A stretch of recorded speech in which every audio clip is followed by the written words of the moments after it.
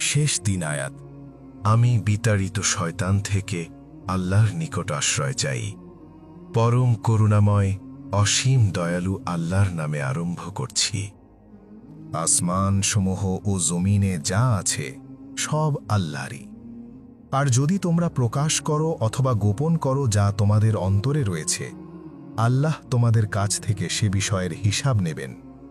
অতঃপর যাকে ইচ্ছা ক্ষমা করবেন এবং যাকে ইচ্ছা তিনি শাস্তি দেবেন। আর আল্লাহ সব কিছুর ওপরে সর্বশক্তিমান।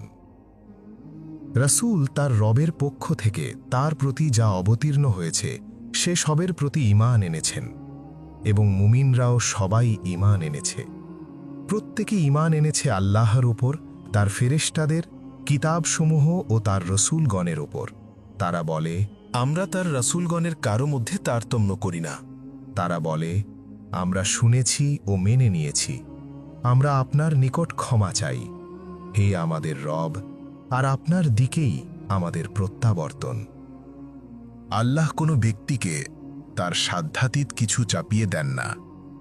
সে যা অর্জন করে তা তার জন্যই, এবং সে যা উপার্জন করে তা তার উপরই বর্তাবে।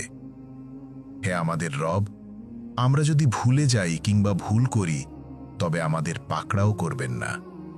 হে আমাদের রব, আমাদের উপর বোঝা চাপিয়ে দেবেন না যেমন আমাদের পূর্ববর্তীদের উপর চাপিয়ে দিয়েছেন।